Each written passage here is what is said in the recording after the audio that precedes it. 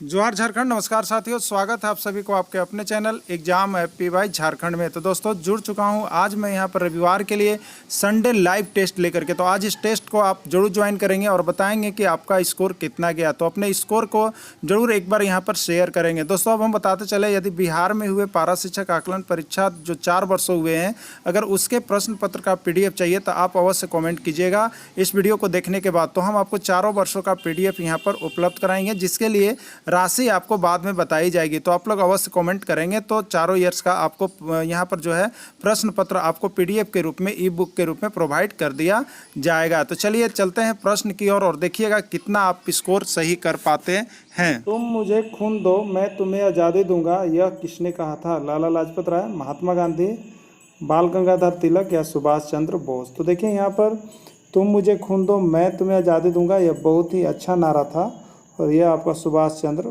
बोस की तरफ से दिया गया था स्वतंत्रता के लिए। तो ये सुभाष चंद्र बोस इसका राइट आंसर हो जाएगा, डी इसका ऑप्शन सही है। चलिए देखते हैं नेक्स्ट प्रश्न। राज्यसभा के कितने सदस्य राष्ट्रपति द्वारा मनोनीत किए जा सकते हैं? 13, 11, 14 या 12?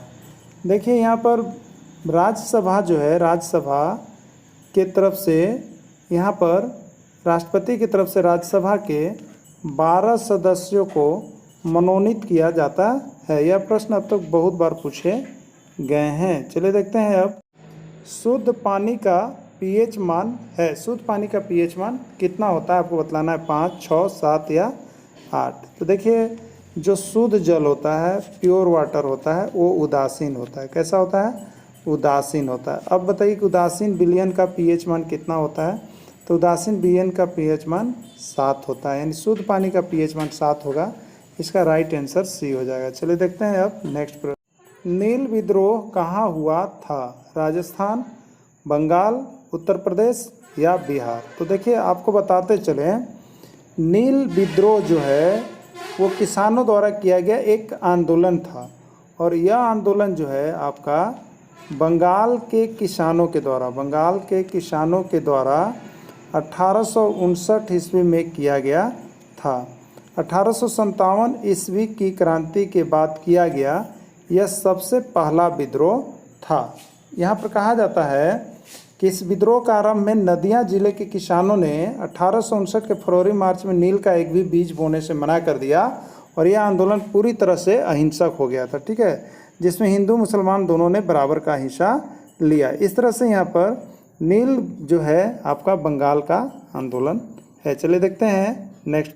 निम्नलिखित समूहों में से मनुष्य किससे संबंधित है? फिलिस सेपियंस, होमो सेपियंस, राना टिग्रिना, कैनिस फेमिलारिस, ठीक है। तो निम्नलिखित समूहों में से मनुष्य किससे संबंधित है? तो अब यहाँ पर आप देखेंगे निम्नलिखित समूहों में से मनुष्य जो है यहाँ पर आपका होमो सेपियंस प्रजाति से संबंधित है, यानी मनुष्य किससे संबंधित है? होमो सेपियंस से संबंधित है। चलिए, बचपन किस प्रकार की संज्ञा है? व्यक्तिवाचक, जातिवाचक, भाववाचक या समूहवाचक? ठीक है, बचपन किस प्रकार की संज्ञा है?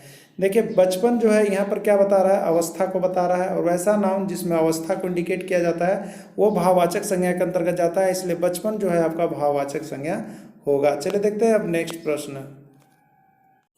भारतीय अशांति का जनक किसे कहते हैं? महात्मा गांधी, जयप्रकाश नारायण, बाल गंगाधर तिलक या सरदार वल्लभ भाई पटेल? तो देखिए यहाँ पर बता दें, ये जो यहाँ पर बाल गंगाधर तिलक हैं, ये स्वतंत्रता सेनानी पर 3 बार राजद्रोह का आरोप लगाया गया था।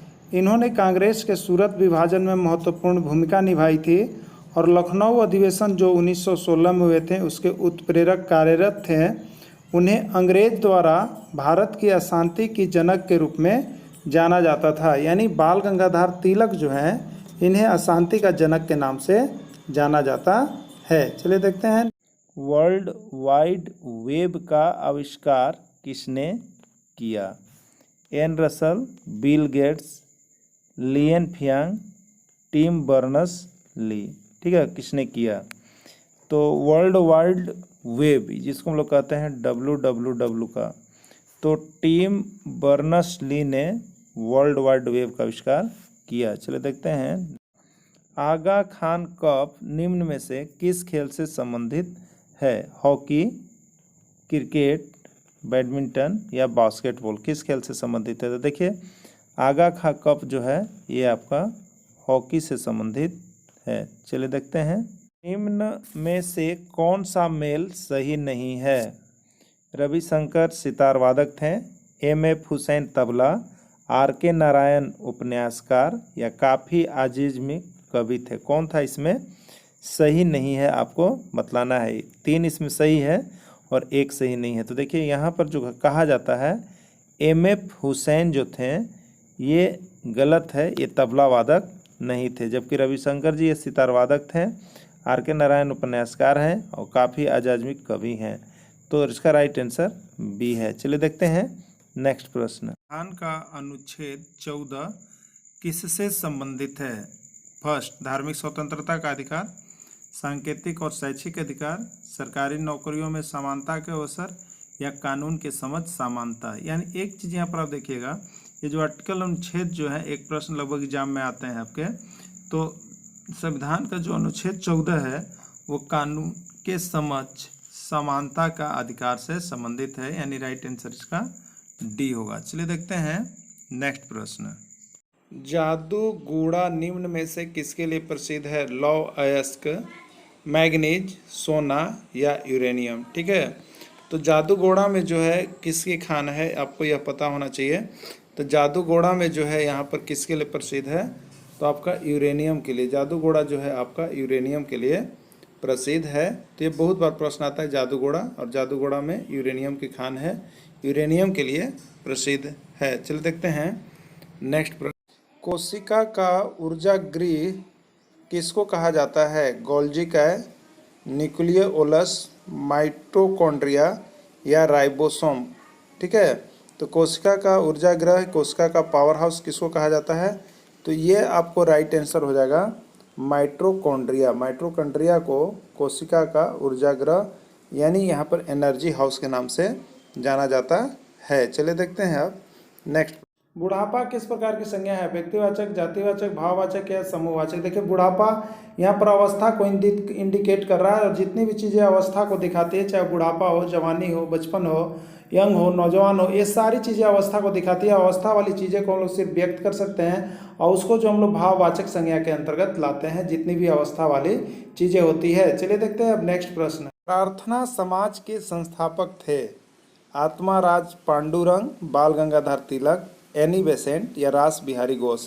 प्रार्थना समाज के संस्थापक कौन थे आपको बताना है। तो देखिए प्रार्थना समाज के जो संस्थापक थे वो आपका हो जाएगा यहाँ पर आत्मा राज पांडुरंग होता है, यानी इसको हम लोग कहते हैं आत्मा राम, है ना, आत्मा राम पांडुरंग हुए प्रार्थना समाज के संस्थापक। चलिए देखते हैं अब मित्रता किस प्रकार की संज्ञा है? व्यक्तिवाचक, जातिवाचक, भाववाचक या समूहवाचक। देखिए मित्रता जो है फ्रेंडशिप किसी चीज़ का गुण है, इसलिए इसको जो है हम लोग यहाँ पर भाववाचक संज्ञा के अंतर्गत दर्शाते हैं, क्योंकि मित्रता जो है वो अपने अनुभव करने की चीज़ है कि कितनी अच्छी आपकी मित्रता है और नहीं है, किसी को बयान नहीं कर सकता यार, तो ये भाववाचक संज्ञा के अंतर्गत जाएगा, यानी राइट आंसर इसका सी होगा। चलिए देखते हैं अब नेक्स्ट प्रश्न। सभ्यता का कौन सा स्थान भारत में स्थित है? हड़प्पा, मोहनजोदड़ो, लोथल या इनमें से कोई नहीं। देखिए सिंधु सभ्यता का एक स्थान जो है लोथल, वो आपका भारत में स्थित है। ठीक है, कौन सा स्थान? भारत में। और लोथल जो है कहाँ है?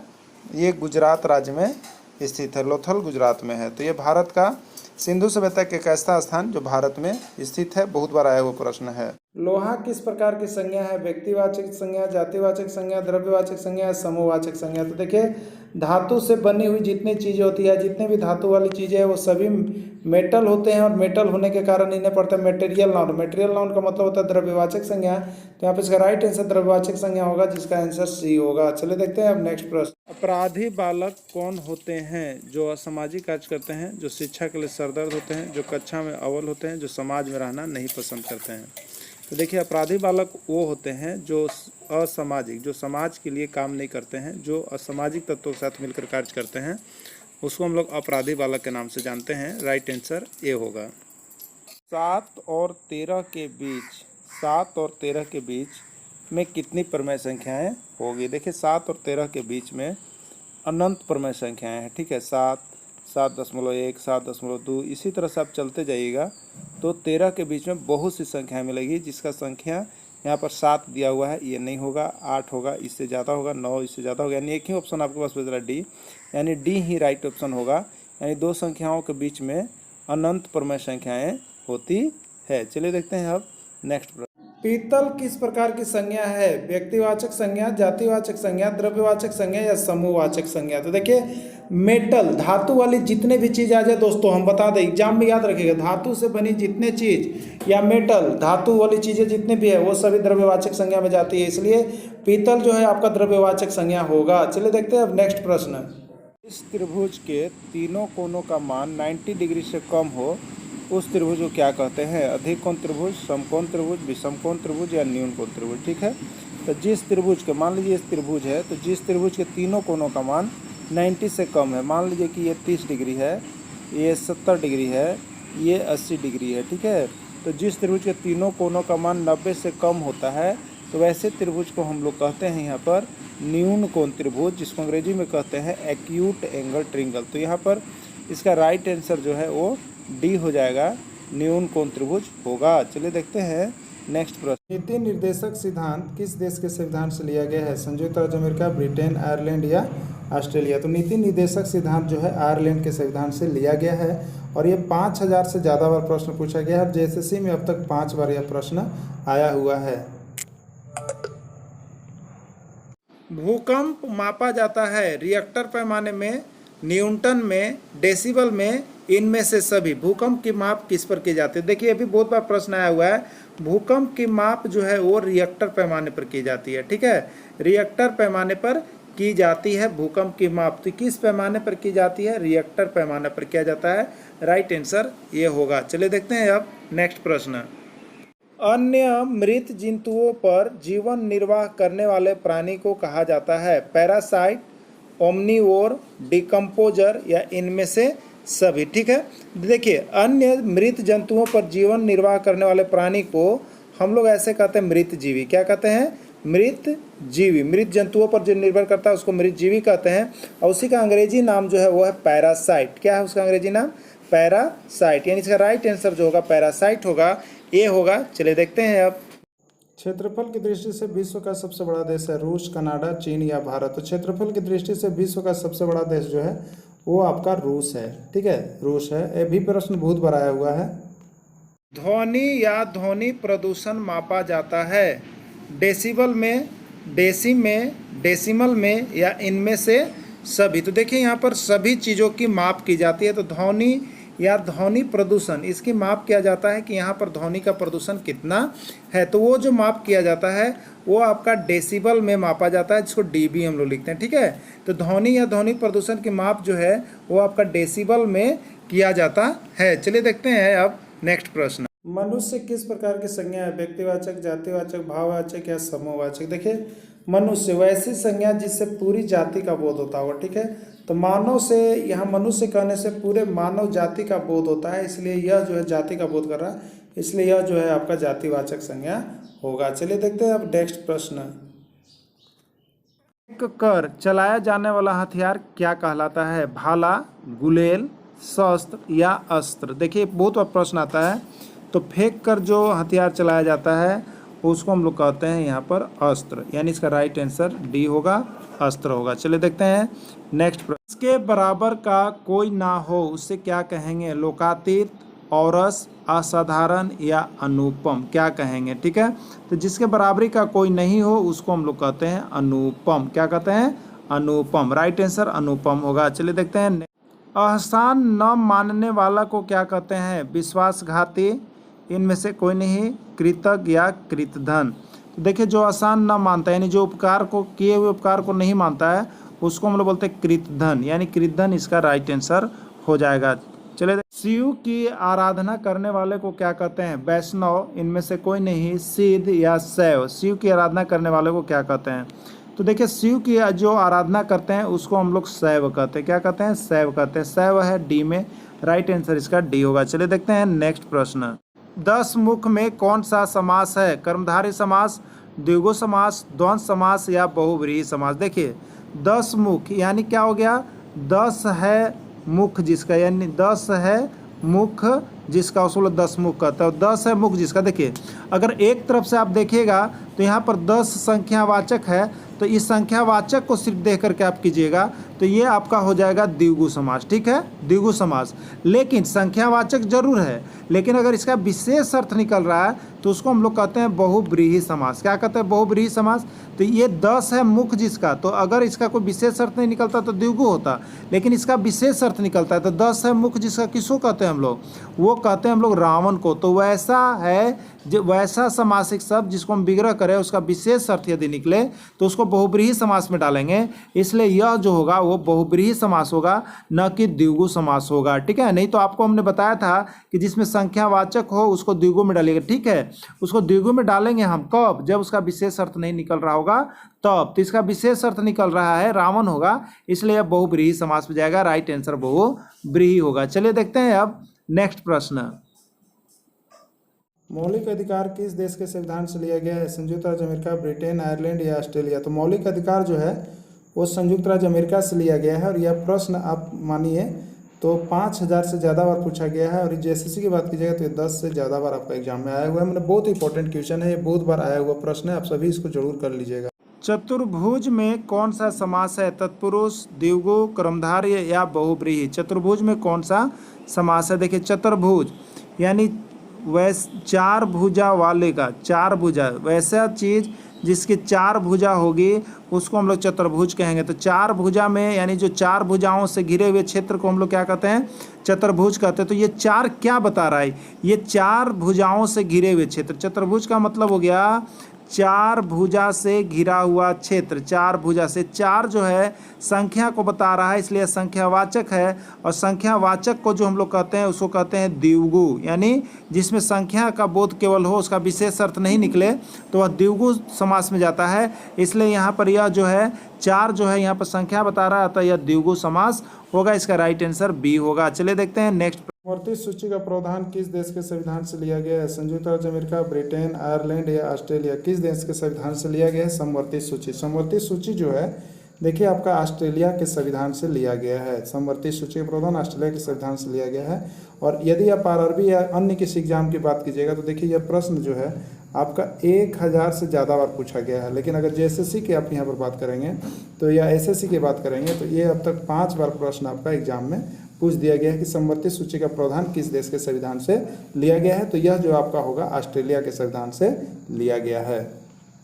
नरोत्तम में कौन सा समास है? तत्पुरुष समास, द्विगु समास, द्वंद्व समास या बहुब्रीहि समास? नरोत्तम में कौन सा समास होगा आपको बताना है। तो देखिए यहाँ पर नरोत्तम का अर्थ क्या होता है हम लोग जान लेंगे। वैसा नरों में जो उत्तम है उसको हम लोग कहते हैं नरोत्तम। नरों में जो उत्तम है उसको कहते हैं नरोत्तम, जिसका विशेष यहाँ पर कोई अर्थ नहीं है, यानी में यानी कारक का चिन्ह आप देखेंगे तो नरों में जो उत्तम होगा उसको नरोत्तम कहिएगा। और यह हो जाएगा आपका यहाँ पर तत्पुरुष समास। चलिए देखते हैं नेक्स्ट प्रश्न। सित में प्रत्यय है उप, आ, प्रख या इत? कौन सा प्रत्यय होगा? तो देखिए यहाँ पर जो वर्ड्स में आया है निर्वासित, उसको हम संधि विच्छेद करेंगे, उसको तोड़ लेते हैं हम लोग। तो निर्वासित को जब तोड़ेंगे तो उसमें क्या हो जाएगा? निर्वास। ठीक है, निर्वास हो गया और जोड़ क्या हो गया? ईत हो गया ना, ईत हो गया, क्योंकि हर्षी है, हर्षी दिया हुआ है तो हर्षी के लिए ये छोटा है बड़ा ई। ठीक है, इस तरह से होता है हर्षी दीर्घ के लिए। तो ईत हमको लगाना है। तो ईत किस में है? डी में है, यानी निर्वासित में ईत प्रत्यय हो गया और निर्वास उपसर्ग हो गया। चलिए देखते हैं नेक्स्ट प्रश्न। झारखंड का शिमला किससे कहा जाता है? रांची, धनबाद, देवघर या बोकारो? अब यहाँ पर हम बात कर लेंगे जेएसएससी का। तो जेएसएससी में अब तक यह 5 बार प्रश्न आपका आ गया है। लगभग हर एग्जाम में देखिएगा तो आपको मिल जाता है। उसका बाद जेटेट का भी प्रश्न है। तो झारखंड में आए हुए सभी प्रश्नों का समावेश किया जा रहा है। आप सभी को देखिएगा तो रांची होगा कि धनबाद होगा कि देवघर की बोकारो? तो इसका राइट आंसर है झारखंड का शिमला जो है वो आपको रांची को कहा जाता है। देखिए इसमें 2 तरह के प्रश्न होते हैं जो कि बहुत कंफ्यूज करते हैं। ठीक है, अब यहीं पर पूछा है झारखंड का मंसूरी किसको कहा जाता है? पहाड़ों की मल्लिका किसको कहा जाता है? तो यहाँ पर एक नाम आता है नेतरहाट। तो नेतरहाट को भी याद रखेगा, लेकिन शिमला आएगा तो शिमला में आपको रांची देना है। ये शिमला वाला प्रश्न ज़्यादा बार आया है और वो पहाड़ों की मल्लिका और यहाँ पर रानी वाला ये जो है आपको 2 से 3 बार वो भी आया हुआ है। तो यहाँ पर कंफ्यूज नहीं होइएगा आप लोग, एक रांची होता है, एक नेतरहाट होता है। चलिए अब देखते हैं नेक्स्ट प्रश्न। विद्युत ऊर्जा को यांत्रिक ऊर्जा में बदलने वाली युक्ति का नाम क्या है? डायनेमो, विद्युत मोटर, विद्युत बल्ब या सोलर सेल? तो देखिए विद्युत मोटर एक ऐसा यंत्र है जो विद्युत ऊर्जा को यांत्रिक ऊर्जा में बदलता है। ठीक है, विद्युत मोटर ना विद्युत ऊर्जा को यांत्रिक ऊर्जा में बदलता है। यह जेएसएससी में 2 बार अब तक आ गया है, तो बहुत इंपॉर्टेंट क्वेश्चन है। चिरायु शब्द में प्रयुक्त उपसर्ग है। ठीक है, चिरायु हो गया। ठीक है, चिरायु को हम लोग यहाँ पर तोड़ेंगे। ठीक है, 2 भागों में इसका विच्छेद करेंगे तो बनता है चीर जोड़ आयु, चीर जोड़ आयु, यही बनाना। अब देखिए, चिरायु में चीर जो है उपसर्ग है और आयु जो है प्रत्यय है। तो चिरायु शब्द में उपसर्ग पूछा तो उपसर्ग कौन हो गया? चीर हो गया। चीर किस में है? डी में है, यही इसका राइट आंसर हो जाएगा। राम की आय रहीम की आय से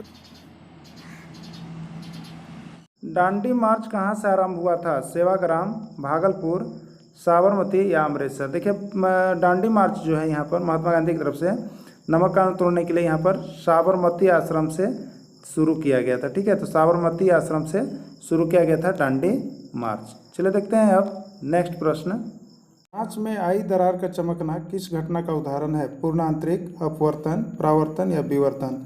देखिए, कांच में जो दरारें आती है वो जो होता है पूर्ण आंतरिक परावर्तन के कारण उसमें चमक दिखाई पड़ते हुए रहता है, यानी पूर्ण आंतरिक परावर्तन के कारण ऐसा होता है। यह प्रश्न जो है अभी तक 1000 से ज़्यादा बार पूछा गया और जेएसएससी में आप कहिएंगे तो ये 2 बार आया हुआ प्रश्न है। चलिए देखते हैं अब नेक्स्ट प्रश्न।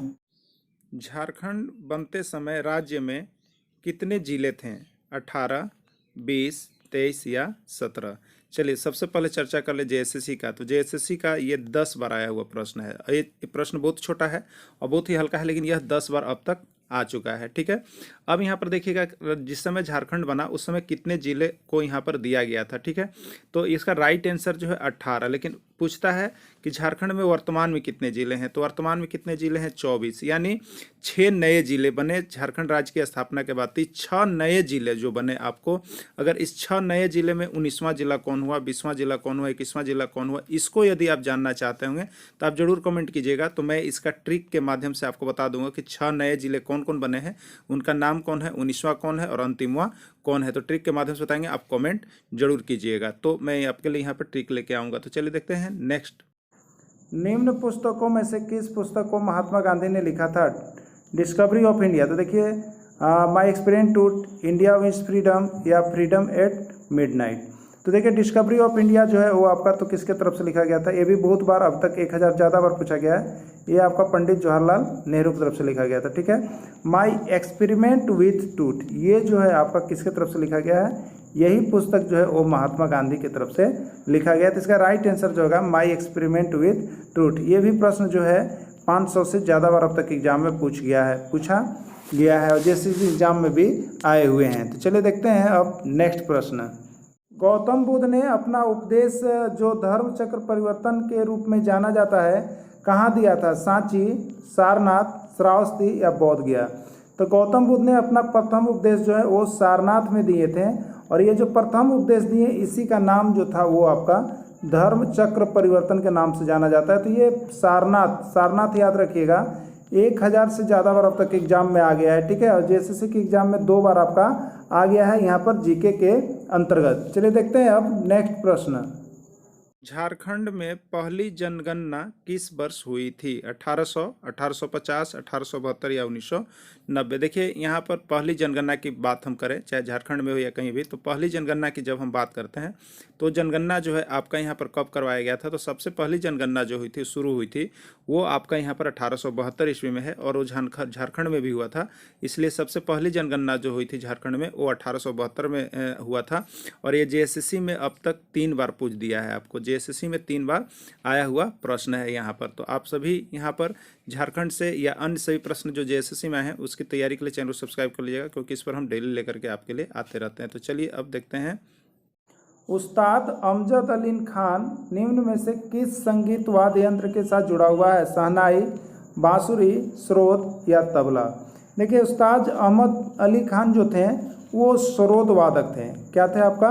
सरोद वादक थे। और बहुत बार यह प्रश्न पूछा गया है, बहुत इंपॉर्टेंट क्वेश्चन है कि उस्ताद अमजद अली खान जो है किस वाद्य यंत्र के साथ जुड़े हुए थे? तो वो जो आपका है यहाँ पर सरोद है। चलिए देखते हैं नेक्स्ट प्रश्न। श्रीनगर किस नदी पर स्थित है? तवी, झेलम, गंगा या यमुना? श्रीनगर, ये भी प्रश्न बहुत इंपॉर्टेंट है। अब तक लगभग 1500 से ज़्यादा बार आपके एग्जाम में आ चुके हैं, इसलिए इस एग्जाम की दृष्टि से बहुत ही महत्वपूर्ण है आप सभी के लिए। तो श्रीनगर किस नदी के तट पर स्थित है? तो यहाँ पर जो है झेलम नदी, झेलम नदी के तट पर जो है श्रीनगर स्थित है। बहुत बार और बहुत ही MBBI क्वेश्चन, इसको आप लोग सभी को कवर अप जरूर कर लीजिए। 12 मीटर, 15 मीटर और 21 मीटर लंबी वस्तुओं को मापने के लिए सबसे बड़ी मापक की लंबाई क्या होगा? देखिए, इस तरह का प्रश्न पूछ दे और सबसे बड़ी मापक की लंबाई जब पूछे तो सबसे बड़ी मापक के लिए आपको निकालना है, देखिए HCF। क्या निकालना है? HCF। तो 12 को आप HCF निकाल ले जाते हैं खंड विधि से। तो 12 देखिए यहाँ पर कौन विधि से आप निकाल सकते हैं। तो 12 को जब आप काटेंगे तो किस किस से कटेगा? तो 1 से, 2 से, 3 से, 4 से, और आप देख लेंगे यहाँ पर किस से कट जाएगा? तो 6 से और 12 से। ठीक है। अब 15 की बात आप करेंगे तो किससे कट रहा है? 1 से, 3 से, 5 से, 7 से, 1, 3, 5 और यहाँ पर हो जाएगा आपका 15। ठीक है, इससे कट जाएगा। और 21 की बात करेंगे हम तो 21 जो है 1 से, 3 से और 7 से और फिर 21 से कटेगा। तो तीनों में कौन सी संख्या जो है कि आपको मिल जा रहा है? 3, 3 और 3, यानी सबसे बड़ी मापक की लंबाई जो होगी वो आपकी हो जाएगी 3 मीटर। तो इस तरह से हम लोग यहाँ पर इसका HCF निकाल लेंगे। अन्य विधि से भी आप HCF निकाल के देख सकते हैं। इसका राइट आंसर 3 मीटर होगा। हास्य गैस या लाफिंग गैस किससे कहते हैं? ये प्रश्न तो बहुत ही इंपॉर्टेंट है, MBBI क्वेश्चन है, जो हर बार लगभग एग्जाम में आपका GS के अंतर्गत आ जाता है।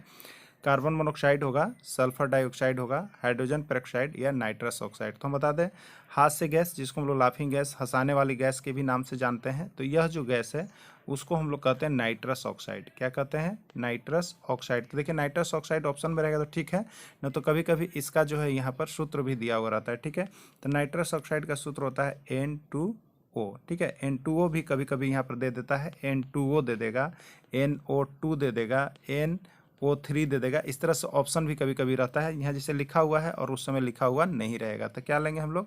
N2O, जिसको हम लोग नाइट्रस ऑक्साइड के नाम से जानते हैं। इसी को लाफिंग गैस, हंसाने वाली गैस के नाम से भी जानते हैं। चलिए अब देख, कुत्ता किस प्रकार की संज्ञा है? व्यक्तिवाचक, जातिवाचक, भाववाचक या समूहवाचक? देखिए, कुत्ता से पूरे कुत्ते जाति का बोध रहा है।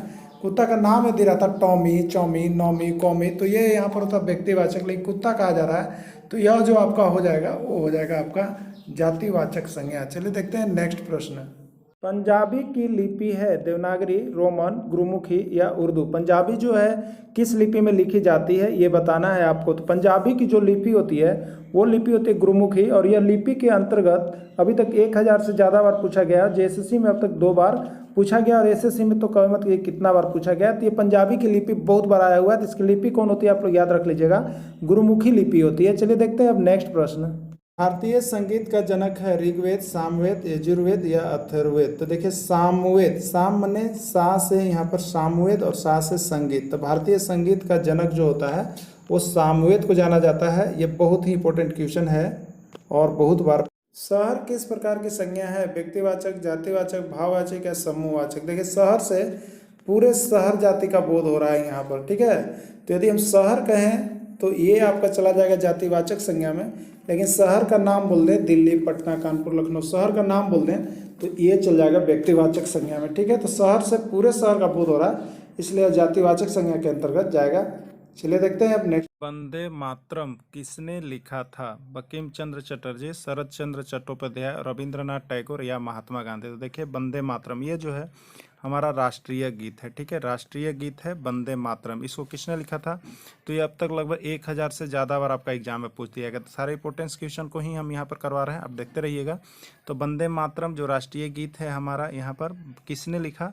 तो उसके लिखने वाले जो है बंकिम चंद्र चटर्जी हैं। अब बताइए, यहाँ पर राष्ट्रीय गीत हो गया। ठीक है, राष्ट्रीय गान जो जन गण मन अधिनायक की जय है उसको किसने लिखा? तो वो रविंद्रनाथ टैगोर ने लिखे हैं। ठीक है, तो राष्ट्रीय गीत वंदे मातरम बंकिम चंद्र चटर्जी के द्वारा, और राष्ट्रीय गान जन गण मन अधिनायक की जय है रविंद्रनाथ टैगोर के द्वारा लिखा गया है। चलिए चलते हैं अब नेक्स्ट। कौन सा तापमान सेंटीग्रेड और फ़ारेनहाइट दोनों तापक्रम पर एक समान होते हैं? Which temperature is the same in both the centigrade and Fahrenheit scales? देखिए, आपको बताना है कि कौन सा ऐसा तापक्रम है जो जिसको डिग्री सेल्सियस पर और डिग्री फ़ारेनहाइट दोनों पर यदि हम मापेंगे तो दोनों का यहाँ पर टेम्परेचर जो इक्वल होता है। अब तक लगभग 50 से ज़्यादा बार आया हुआ प्रश्न है। हम आपको बता दें यहाँ पर सभी एग्जाम को यदि आप कंडक्ट कीजिए तो 50 से ज़्यादा बार, और झारखंड में अभी तक यह प्रश्न जो है एग्जाम में जेएसएससी में 10 बार आया हुआ प्रश्न है, यानी बहुत ही मोस्ट इंपॉर्टेंट यह आपका यहाँ पर प्रश्न है। तो आपको देखिएगा इसको बनाने के लिए हम अलग से आपको जो है यहाँ पर टॉपिक भी ला देंगे और उसको हम बताएंगे यहाँ पर, तो आप सभी देखते रहिएगा। तो देखिए इसका आंसर क्या होगा, तो आप देखिएगा -40 डिग्री सेल्सियस। -40 डिग्री एक ऐसा तापक्रम है, यहाँ पर दिया हुआ है 40, 100, -100 या -40, क्या होगा? तो इसका राइट आंसर -40 होता है। -40 डिग्री एक ऐसा टेम्परेचर होता है जिसको आप सेल्सियस स्केल के जब फार्मूला पर बैठाएंगे तो भी आपको उतना ही आएगा, और जब फ़ारेनहाइट के फार्मूला बैठाएंगे तो भी आपको उतना ही आएगा। यानी -40 डिग्री सेल्सियस लिखिए या -40 डिग्री फ़ारेनहाइट लिखिए, दोनों जो है आपस में क्या होगा? इक्वल होगा। तो हम लोग यहाँ पर एक चीज़ पढ़ेंगे, डिग्री सेल्सियस का मान फ़ारेनहाइट में कैसे बदलें और फ़ारेनहाइट का मान डिग्री सेल्सियस में कैसे बदले। यदि इसका आप जानकारी चाहते होंगे और इसका वीडियो चाहते होंगे तो आप कमेंट कीजिएगा। इसके बाद जो है हम आपको यहाँ पर साइंस जीएस का जो है उसका क्लास में आपको हम सारा चीज़ को क्लियर करेंगे और उसमें बता देंगे कि कौन सा तापक्रम और कैसे जो है ये बराबर हो रहा है। ठीक है, तो आप लोग कमेंट जरूर करेंगे। और यहाँ पर अगर आपको झारखंड उत्पाद सिपाही, झारखंड पुलिस, झारखंड कक्षपाल यानी जेएसएससी सिपाही से जाए जितनी चीज़ों का आपको तैयारी करना है तो हम आपको अवश्य करवाते चलेंगे। तो आप सभी सब कमेंट अवश्य करते रहिएगा, मैं आपका इंतजार करता रहूँगा और सारी क्लासेज मैं लेता रहूँगा। तो चलिए चलते हैं अब नेक्स्ट प्रश्न की। पारसेक इकाई है, आपसे पूछा जा रहा पारसेक जो है इकाई है, किसका इकाई है? ठीक है, parsec is the unit of दूरी की, समय की, प्रकाश की चमक की या चुंबकीय बल की। तो देखिए आपको हम बता दें यूनिट से एक प्रश्न आपका सेक्शन में आ सकता है जिसमें आपको फोर्स का मात्रक पूछा जा सकता है, वर्क का मात्रक पूछा जा सकता है, स्पीड का मात्रक पूछा जा सकता है। तो यूनिट से एक प्रश्न आता है, इसलिए यूनिट आप कर लीजिएगा। अब देखिए पारसेक की हम बात करें तो पारसेक जो है बहुत इंपॉर्टेंट क्वेश्चन है, जेएसएससी में 5 बार आया हुआ है प्रश्न। आप सभी जेएसएससी के अगर प्रीवियस ईयर क्वेश्चन को देखिएगा तो आपको मिला करके ये 5 बार आपका जीएस के अंतर्गत आया हुआ प्रश्न है। तो अब बताइए पारसेक क्या है? तो पारसेक यहाँ पर जो है दूरी का मात्रक है। किसका मात्रक है? दूरी का मात्रक है। अब यहाँ पर बोलेंगे दूरी का मात्रक है किलोमीटर होता है, लेकिन जो हम लोग खगोलीय दूरी मापते हैं उसमें जो है सबसे बड़ी दूरी या सबसे लंबी दूरी मापने के लिए हम लोग जो है यहाँ पर पारसेक का उपयोग करते हैं। यानी पारसेक जो है यहाँ पर दूरी मापन की इकाई, जो सबसे बड़ी दूरी हम लोग इसके तरफ से मापते हैं। तो यहाँ पर देखिए यह प्रश्न जो है आपका मैट्रिक स्तर का प्रश्न है और 10th लेवल में सारे प्रश्न मिल जाएंगे। आप लोग इसको जरूर देख लीजिएगा और अच्छे नंबर लाने के लिए यहाँ पर चैनल सब्सक्राइब कर लीजिएगा। तो चलते हैं नेक्स्ट प्रश्न की ओर। का योग 8 और उनका गुणनफल 15 है, तो वह संख्या कौन कौन है बताना है। देखिए 4 ऑप्शन है, 5 4, 5 3, 6 2 या 0 8। क्या होगा?